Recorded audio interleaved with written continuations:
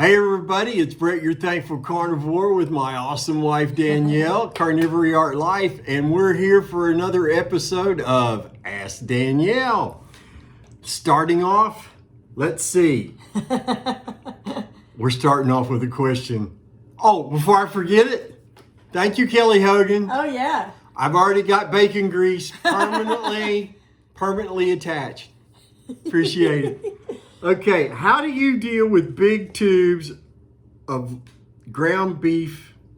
Wait a minute. You wrote this. She wrote this. It says, how do you deal with big tubes / lots of meat and bacon? So, yeah, well, that's what I meant. So, when I have the big tubes of bacon, I have a little scale that has a plastic bowl on it. Stop a minute. There are no big tubes of bacon. There's big tubes of beef. Oh, I'm sorry. I thought I said beef. Anyway, so I cut it in slices, and I know from experience approximately how big a slice to make the different sizes of meat. 8 or 9 ounce for Mike and myself, 10 ounce or 14 ounce for Brett, depending breakfast, lunch, dinner. I then, after I used to wrap the stuff in saran wrap and then freeze it, I got sick and tired of that, and it was too expensive and it took too long. So I buy the cheapest little sandwich baggies. You get 150 of these for less than $1. So I have all these patties laying out. So I take this and I put it inside out. And I put my hand in, I use it like a glove. I grab the meat and then I turn it back inside down, and then you fold, lock, and wrap it. And then I put it in Ziploc freezer bags, and I can fit like 6 or 8 of them in there in a nice little stack. And I put those on the door of the freezer. And I don't really worry about freezer burn because it's all eaten within a week or two. It's not going to get crappy in that amount of time. So that's how I deal with that. Now the bacon, we get sometimes different kinds of bacon. I had originally bought these containers when we bought the big box of 10-pound cheapy bacon that was just 10 pounds all thrown into one box, and you had to do something with it. So I bought these boxes. These are airtight. I bought these on Amazon. They're super awesome, and then you can label them. You can't really read it on there, I guess. But I put a piece of tape, masking tape, scotch tape, and I write the name on it. And then I put another piece, there you go. I put another piece of tape on top so I don't accidentally erase it. She's not worked with props much. So I don't erase the name this is the restaurant, which means box bacon from Sam's. And then the other boxes are for whatever, Costco bacon or Walmart bacon, if you decide to segregate your bacon. Okie dokie then. And that's it for storage. Okie dokie then. Here's a great question. What do you do when you can't find exactly the meat you crave and can afford? And, oh boy, has this happened over this stupid quarantine stuff. So first we went to Sam's and we couldn't find any 90-10 lean meat that Brett likes. There was no ground beef at all when this all started. So they did have some roasts, and these were bottom round, which is very lean. So I fortunately do have a meat grinder.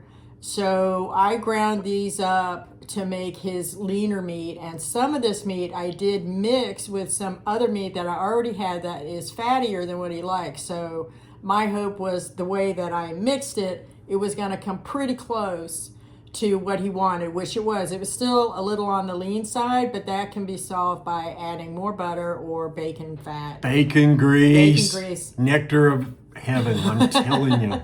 And then, for instance, I went with a dear friend to Costco the other day and bought some 88, which is leaner than what I like, but I was worried that I wasn't going to find 80-20 anywhere. I had already not found it at Sam's, and I like 80-20.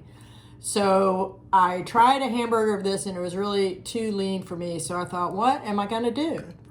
I have a jar of duck fat that I had bought that some time ago that I never used. I think I bought it to make liverwurst or something. So I ended up making these burgers, and I added a half tablespoon of the duck fat and mixed it all in, and then I put a little bit in the pan when I cooked it, and man, that was awesome. I do not like a hamburger patty that isn't its own little lake of fat and juice. And so there's ways to work around. Just think outside the box, get a little bit creative. Add butter, add bacon grease, add duck fat. The duck fat did not seem to me to have a flavor of its own. It like took on the flavor of the meat. It did not taste like I had added something. I don't like butter on a hamburger. Butter is for steaks. That's my opinion. Very well, dear. Very well, dear. Now, this is a question that came from a viewer, and I want to thank you all for the questions you've been sending in. Please keep them coming. One of our viewers from YouTube says, does your son who lives with you eat carnivore as well? And do you cook his meals, or is he on his own? Well, yes, I cook most of his meals because he does eat his dinners with us anyway. And in the morning, I make myself my lunch food, and I cook him a hamburger while I'm at it. He's a big fan of chicken wings, so I buy chicken wings that he pretty much eats exclusively. I don't eat them anymore. And then on Sundays, not every Sunday, but a lot of Sundays, I make a roast chicken, and we will both eat the roast chicken, which Brett does not go for the chicken. It's a weak bird.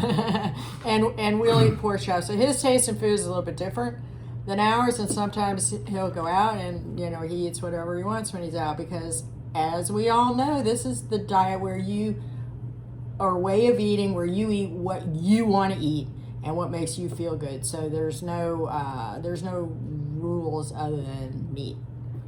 Eat what you crave and can afford. Well, that's all we have today. We appreciate your all's questions every week.